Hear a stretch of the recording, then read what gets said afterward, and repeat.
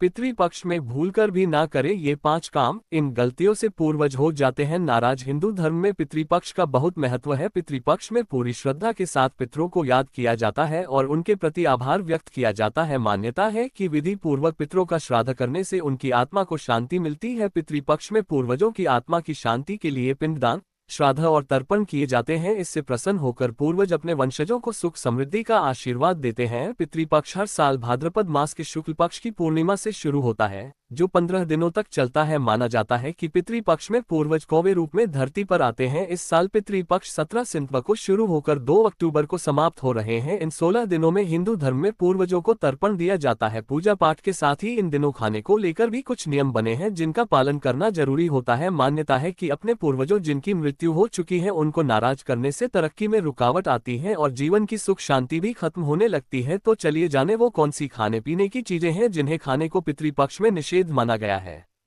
वैसे तो आमतौर पर किसी भी पूजा पाठ या व्रत त्योहार के दिन मांस मदिरा का सेवन वर्जित होता है, क्योंकि मांस मदिरा का सेवन करने से भगवान रुष्ट हो जाते हैं। वहीं पितृपक्ष में भी मांस मदिरा के सेवन से दूर ही रहना चाहिए।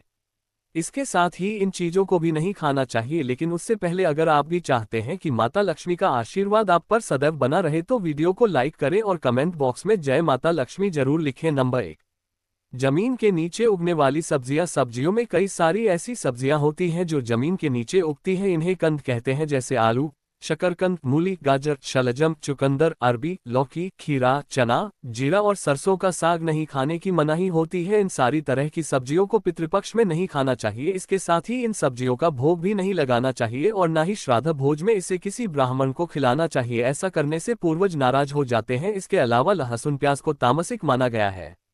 पितृपक्ष के समय पूरी सादगी से रहना चाहिए और भोजन भी वैसा ही सादा करना चाहिए। लहसुन प्याज को इन दिनों पूरी तरह से छोड़ देना चाहिए। नंबर 2, मसूर की दाल है वर्जित। चने के साथ ही पितृपक्ष में मसूर की दाल को भी नहीं खाना चाहिए। यह अशुभ मानी जाती है। मसूर की दाल और चने के साथ ही पितृपक्ष में किसी भी चीज को कच्चा नहीं खाना चाहिए। इस समय केवल पक्के भोजन का ही सेवन करना चाहिए। नंबर 3, चने का सेवन है अशुभ। पितृपक्ष में पूर्वजों को चना, चने की दाल, चने का सत्तू, चने की मिठाई, चने से बने खाद्य पदार्थ को नहीं खिलाना चाहिए। इसलिए श्राद्ध के महीने में चने का सेवन नहीं करना चाहिए। नंबर 4, पितृपक्ष में श्राद्ध कर्म करने वाले व्यक्ति को पूरे 15 दिनों तक बाल और नाखून नहीं कटवाने चाहिए। साथ ही इन लोगों को ब्रह्मचर्य का पालन भी करना चाहिए। माना जाता है कि पितृपक्ष के दौरान पूर्वज पक्षी के रूप में धरती पर आते हैं, इसलिए उन्हें सताना नहीं चाहिए।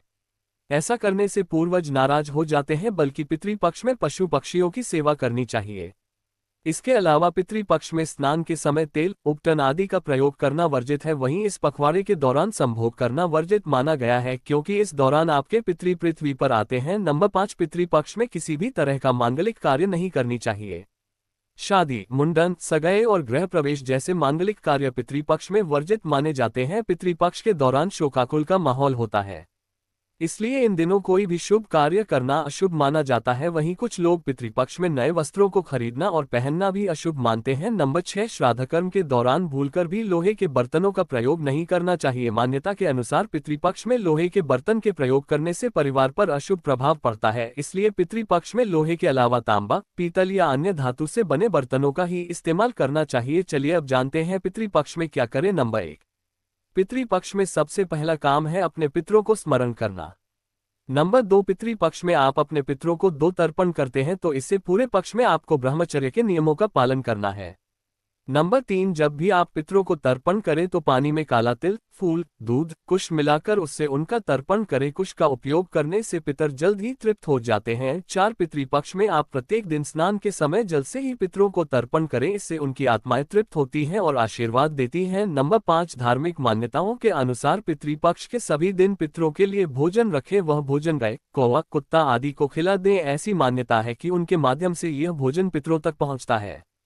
नंबर 6, पितरों के लिए श्राद्ध कर्म सुबह 11:30 बजे से लेकर दोपहर 2:30 बजे के मध्य तक संपन्न कर लेना चाहिए। श्राद्ध के लिए दोपहर में रोहिणी और कुतुब मुहूर्त को श्रेष्ठ माना जाता है। नंबर 7, पितृपक्ष में पितरों के देव और यमा को अवश्य ही जल अर्पित करना चाहिए।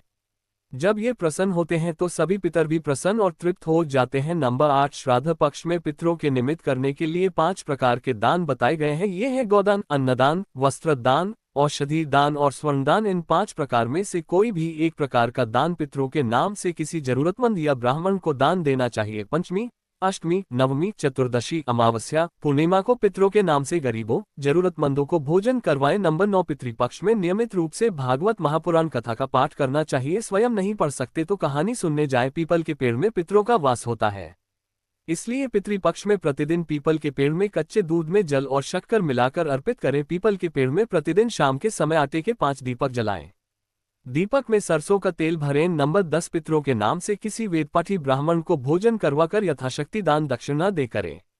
पितृपक्ष में प्रतिदिन गायों को हरी घास खिलाए। गाय को भी गुड़ रखकर ताजी रोटी खिलाएं। पितृ दोष निवारण के लिए महामृत्युंजय मंत्र से शिवजी का अभिषेक करें। प्रतिदिन पितृ कवच का पाठ करने से पितृ दोष की शांति होती है। पितृपक्ष में पितरों के नाम से फलदार छायादार वृक्ष अवश्य लगाना चाहिए। नोट, ये सूचना सिर्फ मान्यताओं और जानकारियों पर आधारित है। यहाँ ये बताना जरूरी है कि अद्भुत ज्ञान वास्तु यूट्यूब चैनल किसी भी तरह की मान्यता जानकारी की पुष्टि नहीं करता है। किसी भी जानकारी या मान्यता को अमल में लाने से पहले संबंधित विशेषज्ञ से सलाह ले। वीडियो के अंत तक बने रहने के लिए धन्यवाद।